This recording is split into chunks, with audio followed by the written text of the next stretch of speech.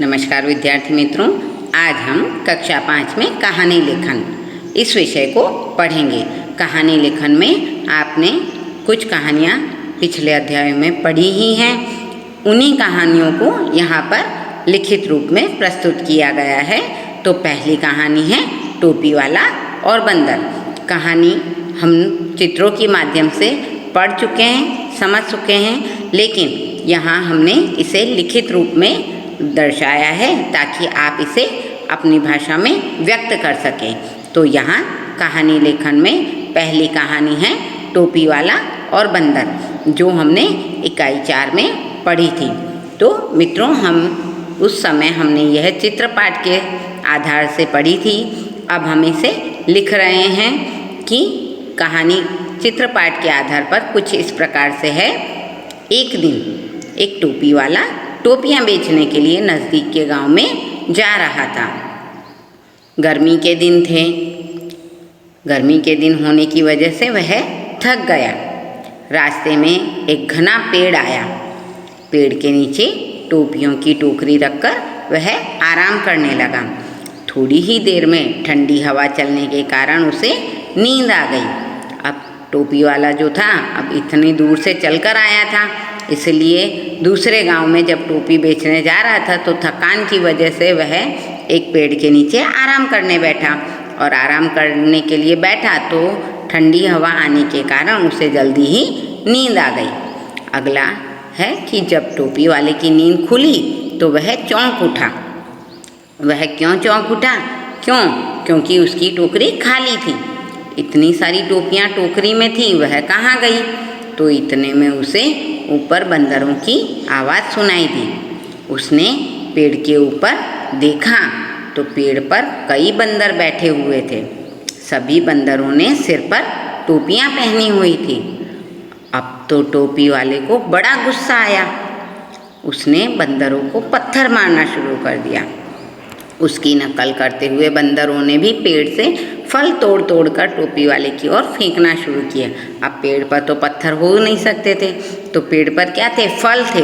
तो बंदरों ने जैसे ही टोपी वाले ने उनको पत्थर मारना शुरू किया तो बंदरों ने भी उस टोपी वाले को फल तोड़ तोड़ कर मारने शुरू कर दिए। अब टोपी वाला समझ गया कि बंदरों से टोपियाँ कैसे वापस ले सकता हूँ। तो उसने अपने उस उपाय को कारगर करने के लिए क्या किया कि उसने अपने सिर से टोपी उतारी और उसे ज़मीन पर फेंक दी। वह समझ गया था कि बंदर नकलची हैं, यानी नकल करने वाले।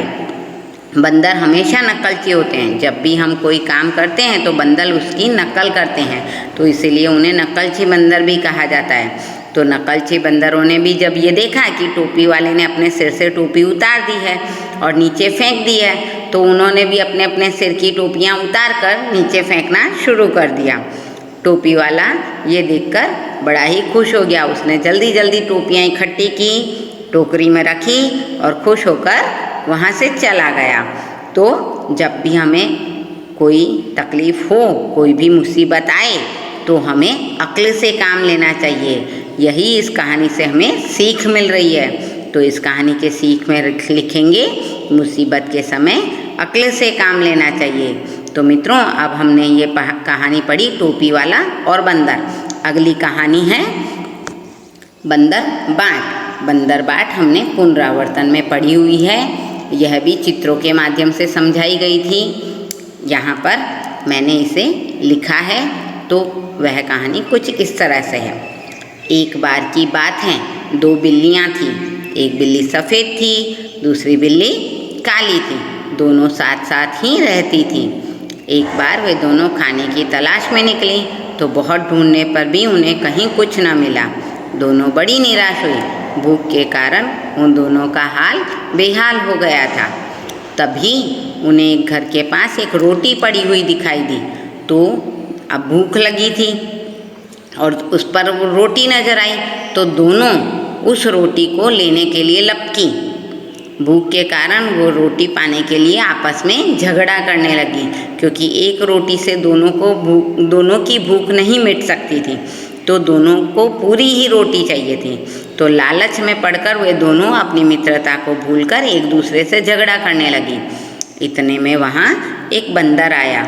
उसने दोनों बिल्लियों से उनके झगड़ने का कारण पूछा कि भाई तुम क्यों लड़ रही हो। तो बिल्लियों को समझाने पर एक तराजू से रोटी के 2 टुकड़े करने की उसने बात कही कि मैं इस तराजू से रोटी को काट कर 2 टुकड़े कर देता हूँ और तुम दोनों में बराबर बराबर हिस्सा कर दूंगा। बिल्लियाँ इस बात से सहमत हो गईं, यानी मान गई। बंदर कहीं से एक तराजू लाया। उसने रोटी के 2 टुकड़े किए। उसने टुकड़े तराजू में रख दिए। अब एक टुकड़ा बड़ा हो गया था और दूसरा टुकड़ा छोटा था, तो तराजू का एक पलड़ा बड़े टुकड़े की वजह से भारी हो गया और दूसरा हल्का। तो उसने भारी पलड़े में से थोड़ी सी रोटी तोड़कर खा ली।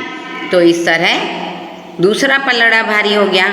अब उसने फिर उसमें से रोटी तोड़कर खा ली। तो इस तरह दोनों पलड़ों में से बार बार रोटियां खाने की वजह से रोटी सारी ख़त्म हो गई और इस तरह उसने सारी रोटी खुद ही खा ली।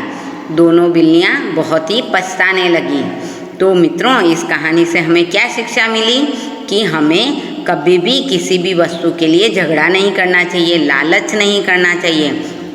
हमें आपस में मिलजुल कर रहना चाहिए और मिलजुल कर काम करने से सब में हमारी जीत होगी। तो ये थी कहानी बंदर बाट। अब हम अगली कहानी देखते हैं, वह है चरवाहा और बाघ, जो कि हमने इकाई 1 में पढ़ी थी। चरवाहा और बाघ में यह भी एक चित्रपाठ था जिसमें हमने चित्रों के माध्यम से इस कहानी को लिखा था। तो यहाँ पर वह कहानी कुछ इस प्रकार से है। करणपुर नाम के गांव में एक चरवाहा रहता था।